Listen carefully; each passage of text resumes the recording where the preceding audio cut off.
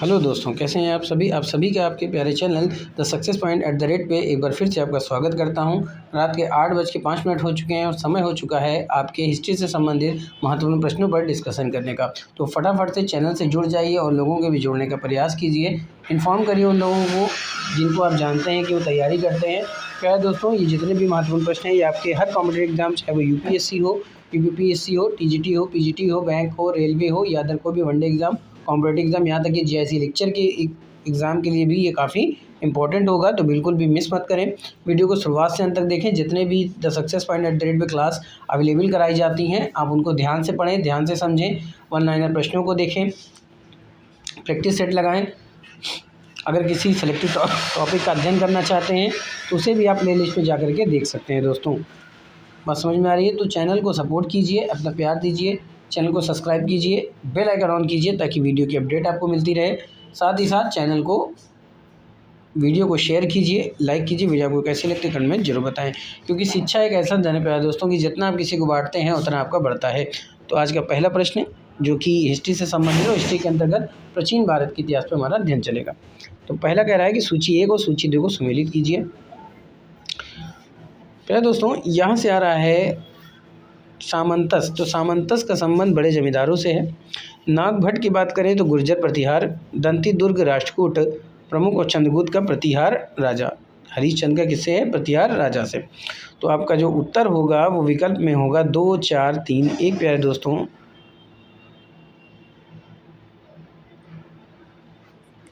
क्या निकल गया था दोस्तों? 2, 4, 1, 3। ठीक है, 2, 4, 1, 3 यही आपका आंसर निकल के आ रहा है। तो 2, 4, 3 इनमें से कोई विकल्प मैच नहीं कर रहा है दोस्तों। तो उत्तर आपका क्या हो जाएगा? डी विकल्प। D is the right answer for this question. और प्रश्न क्या हो जाएगा पहले दोस्तों? आपका इंपॉर्टेंट हो जाएगा और महत्वपूर्ण हो जाएगा। बात समझ में आ रही? चलते हैं अगले प्रश्न की तरफ। अगला जो प्रश्न है वो है चोल प्रशासन में गाँवों के समूह का वर्णन करने के लिए किस शब्द का प्रयोग किया जाता है? तमिलनाडु का, उर का, बेलन का या इनमें से कोई नहीं। चोल प्रशासन में जो गाँवों के समूह होता है उसका वर्णन के लिए जिस शब्द का प्रयोग किया जाता है दोस्तों, आप वो पूछा जा रहा है आपसे तमिलनाडु, उर, बेलन या इनमें से कोई नहीं। तो चोल प्रशासन में गाँवों के समूह का वर्णन करने के लिए किस शब्द का प्रयोग किया जाता है? तमिलनाडु, उर, बेलन। तो इनमें से कोई विकल्प नहीं है, तो उत्तर हो जाएगा इनमें से कोई नहीं। तो यानी कि डी विकल्प आपका सही हो जाएगा। तो D is the right answer for this question. और प्रश्न क्या हो जाएगा? इंपॉर्टेंट हो जाएगा। अगला प्रश्न क्या कह रहा है कि प्रथम बौद्ध संगति कहाँ की गई थी? प्रथम बौद्ध संगति जो है वो कहाँ की गई थी? आपका विकल्प क्या कह रहा है? लुम्बिनी, राजगीर, पाटलिपुत्र या इनमें से कोई नहीं।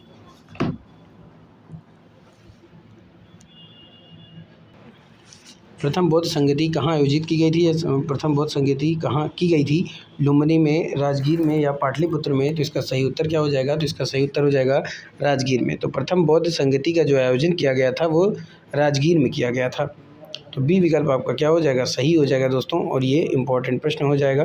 काफ़ी इंपॉर्टेंट प्रश्नों की सीरीज है, तो बिल्कुल भी मिस मत करें। प्रथम बौद्ध संगति राजगीर में हुई थी राजा अजातशत्रु के संरक्षण में। ठीक है दोस्तों, किसके संरक्षण में? अजातशत्रु के संरक्षण में और महाकश्यप की अध्यक्षता में की गई थी। ठीक है, महाकश्यप की अध्यक्षता में की गई थी। अगला प्रश्न है कि भारतीय इतिहास के संदर्भ में निम्नलिखित युग्मों पर विचार कीजिए। आर्यदेव जैन विद्वान थे, दिगनागा बौद्ध विद्वान थे, नाथमुनि वैष्णव विद्वान थे। तो ऊपर दिए गए कितने युग्म सही सुमेलित हैं? आपको इसका उत्तर देना है। तो भारतीय इतिहास के संदर्भ में निम्नलिखित युग्मों पर विचार करते हुए उत्तर देना है। तो विकल्पों को ध्यान से देखिए और उत्तर लगाने का प्रयास कीजिए। तो दोस्तों, अगर हम बात करें आर्यदेव जैन विद्वान, ये बात बिल्कुल सही है, क्योंकि आर्यदेव जो है वो बौद्ध महायान विद्वान थे। ठीक है, तो ये बिल्कुल सही हो जाएगा। दिगनागा की बात करें तो बौद्ध विद्वान, दिगनागा बौद्ध तर्कशास्त्री थे, योगाचार परंपरा से संबंधित थे। ठीक है दोस्तों, तो ये भी आपका क्या हो जाएगा? ये सही हो जाएगा। और आर्यदेव जैन विद्वान नहीं, बौद्ध विद्वान थे, तो ये गलत हो जाएगा दोस्तों। और नाथमुनि जो है वैष्णव विद्वान थे, यानी कि दूसरा तीसरा यानी 2 जोड़ा सही है। तो उत्तर आपका सी हो जाएगा दोस्तों। क्या सही हो जाएगा? सी विकल्प सही हो जाएगा। C is the right answer for this question. याद रखिएगा, जो आर्यदेव हैं वो बौद्ध महायान के विद्वान माने जाते हैं। ठीक है, यानी आर्यदेव जो थे वो बौद्ध विद्वान माने जाते हैं। आगे चलते हैं। अगला प्रश्न क्या पूछ रहा है, तो अगला प्रश्न पूछ रहा है दोस्तों कि निम्नलिखित युग्मों पर विचार कीजिए।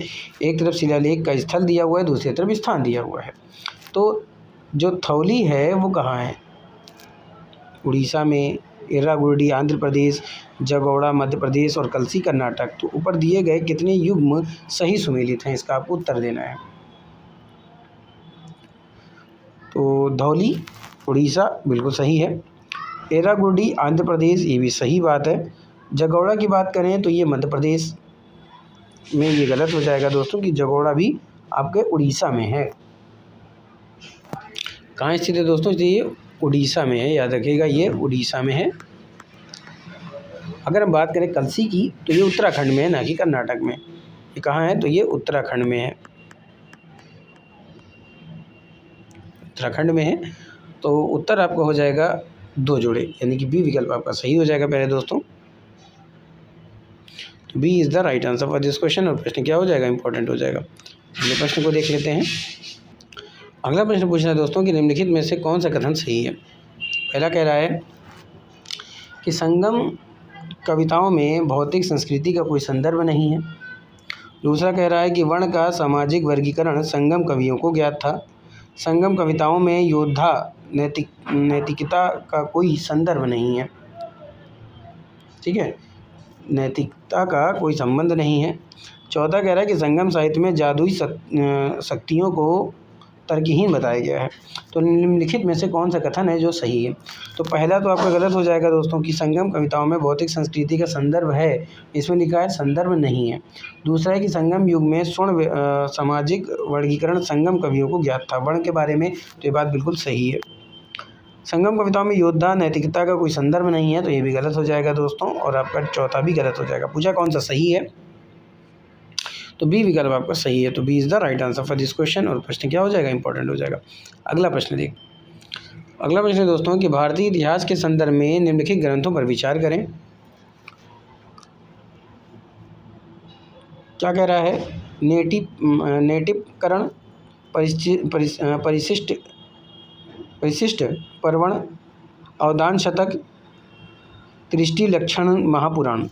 तो भारतीय इतिहास के संदर्भ में निम्नलिखित ग्रंथों पर विचार करें। ठीक है दोस्तों, उपर्युक्त में से कौन से जैन ग्रंथ हैं, इसका आपको उत्तर देना है। लाजवाब प्रश्न के उत्तर होंगे दोस्तों, फटाफट से उत्तर दीजिए। तो नेटिवकरण की बात करें तो ये बौद्ध ग्रंथ से संबंधित है। किससे संबंधित है? बौद्ध ग्रंथ से। परिशिष्टिपर्वण जैन धर्म ग्रंथ से संबंधित, किससे? जैन ग्रंथ, जैन से संबंधित है। ठीक है दोस्तों, ग्रंथ में कौन से जैन ग्रंथ हैं? यहाँ पे एक ग्रंथ छूट गया है दोस्तों, तो यहाँ जैन होगा। तीसरा अवदान शतक, ये भी गलत हो जाएगा दोस्तों। त्रिष्टि लक्षण महापुराण, तो ये सही हो जाएगा। तो दूसरा और चौथा आपका सही होगा। तो बी विकल्प आपका सही हो जाएगा पहले दोस्तों। तो B is the right answer for this question. और प्रश्न क्या हो जाएगा? आपके लिए इंपॉर्टेंट हो जाएगा। ऐसे ही प्रश्न को प्राप्त करने के लिए चैनल से बने रहिए। अगला प्रश्न है कि कौटिल्य के अर्थशास्त्र के अनुसार निम्नलिखित में से कौन सा कथन सही नहीं है। पहला कह रहा है कि न्यायिक दंड के परिणाम स्वरूप कोई व्यक्ति गुलाम बन सकता है। यदि कोई दासी अपने स्वामी से पुत्र उत्पन्न कर लेती थी तो वह कानूनी रूप से स्वतंत्र थी। यदि किसी दासी से उत्पन्न पुत्र का पिता उसका स्वामी होता था तो वह पुत्र स्वामी के पुत्र का कानूनी दर्जा पाने का हकदार होता था। इसमें से कौन सी बात सही? कौटिल्य के अर्थशास्त्र की अगर हम बात करें तो कौन सा कथन सही है? सही नहीं है पूछा है। तो दोस्तों ये तीनों ही बातें क्या हैं? सही। कौन सा कथन सत्य है? तो यहाँ से तीनों कथन सत्य आ रहा है दोस्तों। ठीक है, प्रश्न पूछ रहा है कि कौन सा कथन सही नहीं है, और यहाँ पे तीनों ही कथन क्या है? सही। तो यहाँ पे कोई भी गलत नहीं है दोस्तों। तो क्या होना चाहिए? कोई भी गलत नहीं है। यहाँ पे ऑप्शन नहीं है, पर आप लिख लीजिए कोई भी गलत नहीं है,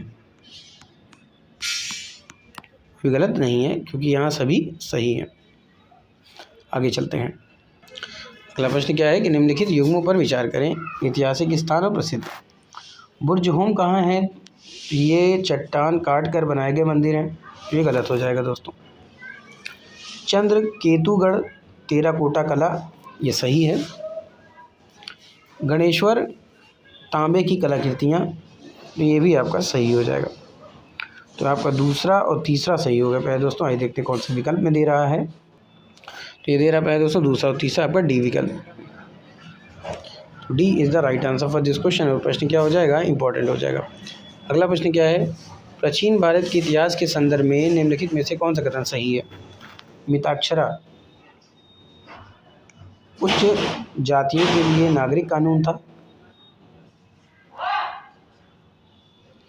और दायभाग निम्न जातियों के लिए नागरिक कानून था। तो ये गलत हो जाएगा दोस्तों।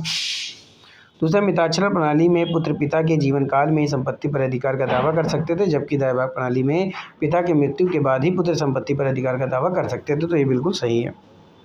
तीसरा, दोनों ही प्रणालियाँ पुरुष के परिवार सदस्यों द्वारा दायी संपत्ति से संबंधित मामलों में संबंधित हैं, जबकि दायभाग प्रणाली परिवार के पुरुष और महिला दोनों सदस्यों द्वारा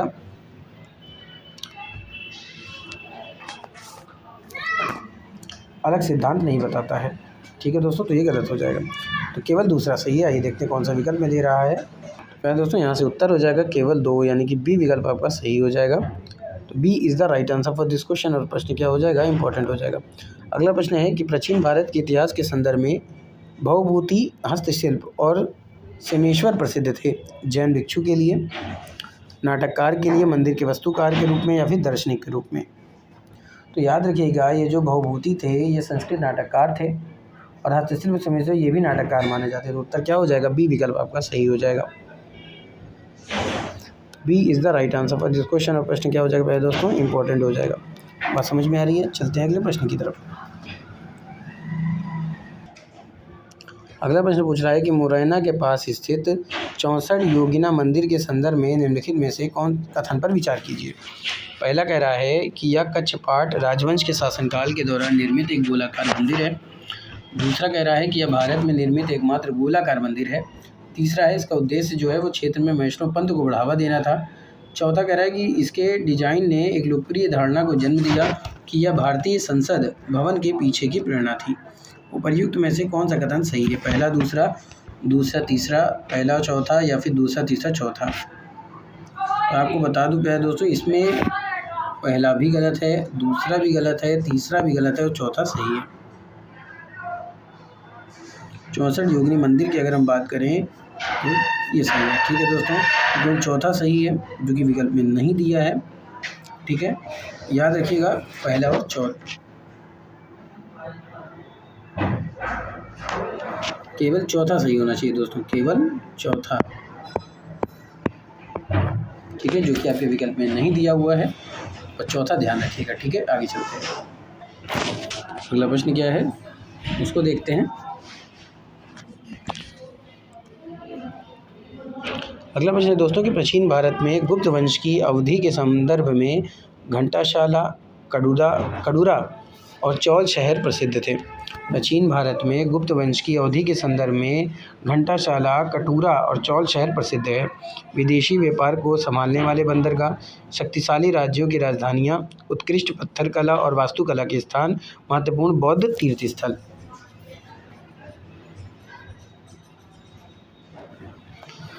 बात समझ में आई प्यारे दोस्तों, तो ध्यान से समझिए। प्राचीन भारत में गुप्त वंश की अवधि के संदर्भ में घंटाशाला, कड़ूरा और चौल प्रसिद्ध मंदिर थे।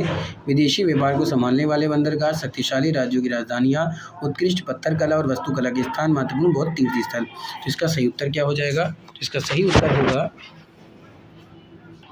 तो इसका सही उत्तर क्या होगा, तो इसका सही उत्तर होगा विदेशी व्यापार को संभालने वाले बंदरगाह के रूप में। तो ए विकल्प सही हो जाएगा। तो A is the right answer for this question. और प्रश्न क्या होगा, इंपॉर्टेंट होगा।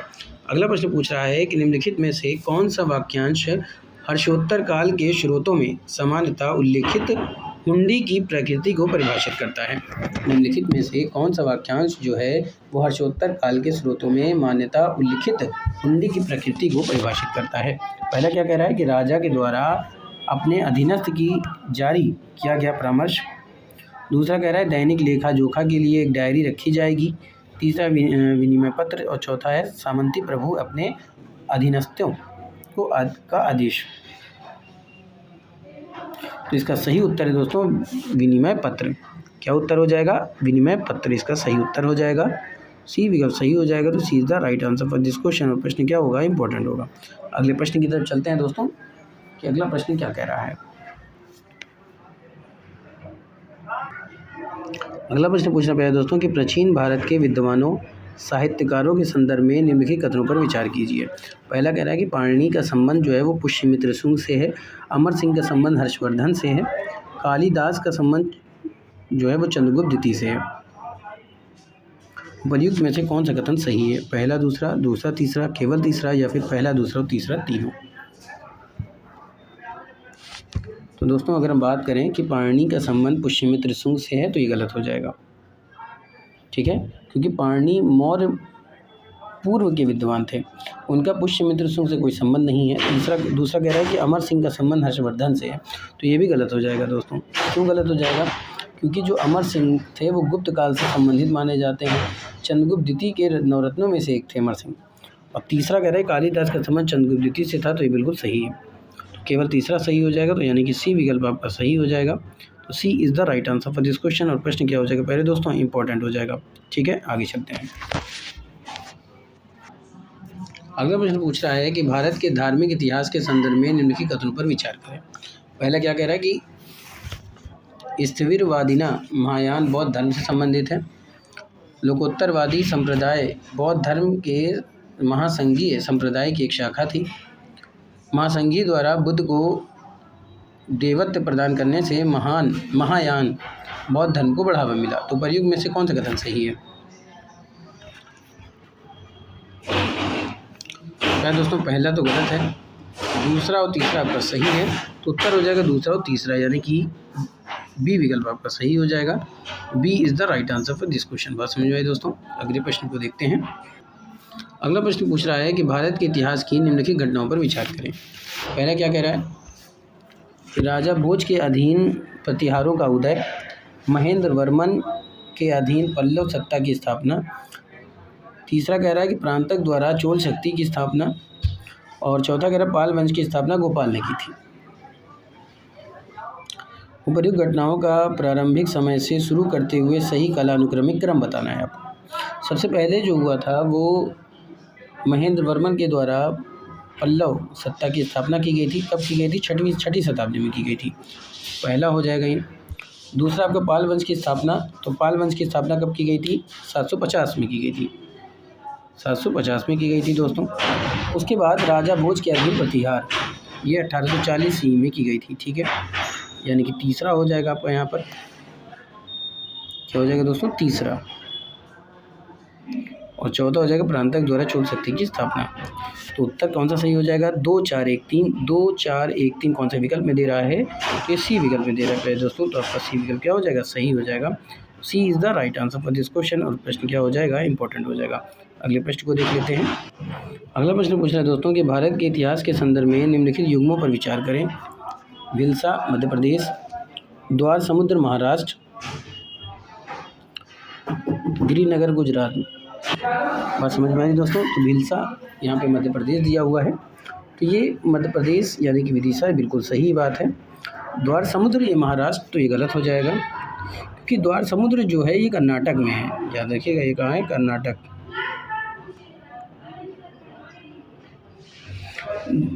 गिरिनगर गुजरात, तो ये सही है। स्थानेश्वर उत्तर प्रदेश, तो ये गलत हो जाएगा दोस्तों, क्योंकि ये हरियाणा में है, ये हरियाणा होगा इसका उत्तर, ठीक है। तो उत्तर आपका कौन सा सही हो जाएगा? पहला और चौथा। लेकिन भी यहाँ पे निकल के क्या आ रहा है? पहला और तीसरा है दोस्तों, पहला और तीसरा। तो उत्तर आपका ए विकल्प सही हो जाएगा। तो A is the right answer for this question. और प्रश्न क्या हो जाएगा? इंपॉर्टेंट हो जाएगा। चलते हैं अगले प्रश्न की तरफ। अगला प्रश्न क्या पूछ रहा है कि कल्याण मंडप का निर्माण कल्याण राज्य में मंदिर निर्माण की एक उल्लेखनीय विशेषता है, ठीक है दोस्तों। कल्याण मंडप का जो निर्माण है वो कल्याण राज्य में मंदिर निर्माण की एक उल्लेखनीय विशेषता है। चालुक्य, चंदेल, राजपूत, विजयनगर। तो कल्याण मंडप जो है वो विवाह मंडप या विशेषता विजयनगर शैली की मंदिर वास्तुकला मिलती है। इसका सही उत्तर क्या हो जाएगा? विजयनगर। विजयनगर। तो डी आपका क्या हो जाएगा, सही हो जाएगा। तो D is the right answer for this question. और प्रश्न क्या हो जाएगा भाई दोस्तों, इंपॉर्टेंट हो जाएगा। अगला प्रश्न क्या पूछ रहा है कि निम्नलिखित में से कौन सा हड़प्पा स्थल नहीं है? चनहूदरपुर, कोट दजी, सौगोरा और देसलपुर। दोस्तों ये चनहूदर पे लिखा है, ये चनहूदरों होगा, इस लिहाज से ये सही माना जाएगा। और दजी की बात करें तो ये भी सही है, सौगोरा की बात करें तो ये भी सही है। तो देसलपुर ये गलत हो जाएगा दोस्तों, ठीक है। देसलपुर आपका सही है और सौगोरा आपका गलत हो जाएगा, क्योंकि सौगोरा जो मौर्य काल का ताम्रपत्र था, इस लिहाज से आपका कौन सा गलत है, सी विकल्प आपका गलत है दोस्तों। याद रखिएगा निम्नलिखित कौन सा हड़प्पा स्थल नहीं है, तो सौगोरा, यानी कि सी विकल्प सही हो जाएगा। तो C is the right answer for this question. अगला प्रश्न क्या है, अगला प्रश्न है कि निम्नलिखित पर विचार कीजिए। बुद्ध का देवत्वीकरण, बोधिसत्व के मार्ग पर चलना, प्रतिमा पूजा एवं अनुष्ठान। तो कौन सा महायान बौद्ध धर्म की विशेषता है? केवल पहला और दूसरा तीसरा या तीनों? ठीक है दोस्तों, तो बुद्ध का देवत्वीकरण ये बिल्कुल सही है, बोधिसत्व के मार्ग पर चलना ये भी सही है, प्रतिमा पूजा एवं अनुष्ठान ये भी सही है। तो आपका पहला, दूसरा, तीसरा ये आपका विकल्प सही हो जाएगा, यानी कि डी विकल्प सही हो जाएगा। तो D is the right answer for this question. और प्रश्न क्या होगा पहले दोस्तों, इंपॉर्टेंट होगा। अगले प्रश्न को देखते हैं। अगला प्रश्न क्या पूछ रहा है दोस्तों कि सुप्रसिद्ध पेंटिंग बानी थानी किसकी है? Bundi school, Jaipur school, Kangra school या फिर किशनगढ़ स्कूल।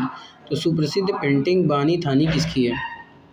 तो अगर हम बानी थानी की बात करें दोस्तों, तो बानी थानी जो है वो प्रसिद्ध चित्रकार निहाल चंद का चित्र है, और ये किशनगढ़ स्कूल यानी राजस्थान से संबंधित है। तो उत्तर हो जाएगा किशनगढ़ स्कूल,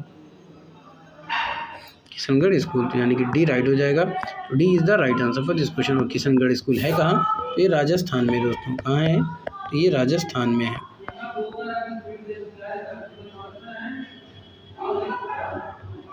ठीक है, राजस्थान।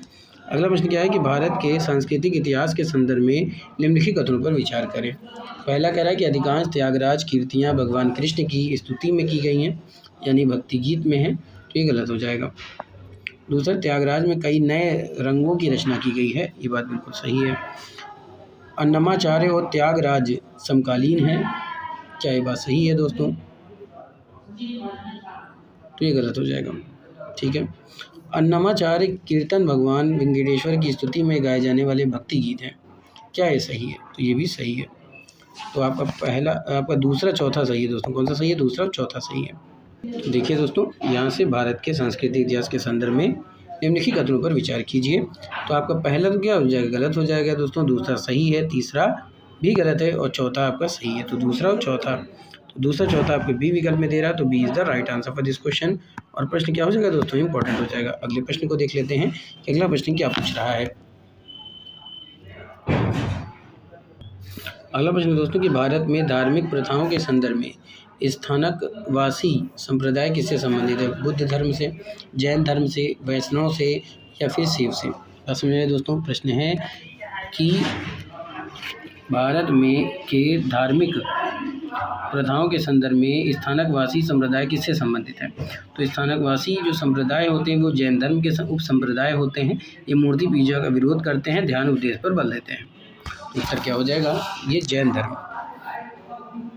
तो विकल्प आपका बी सही हो जाएगा। तो B is the right answer for this question. और प्रश्न क्या होगा? इंपॉर्टेंट होगा। ठीक है दोस्तों, अगला प्रश्न क्या है? निम्नलिखित में से कौन सा कथन सही है?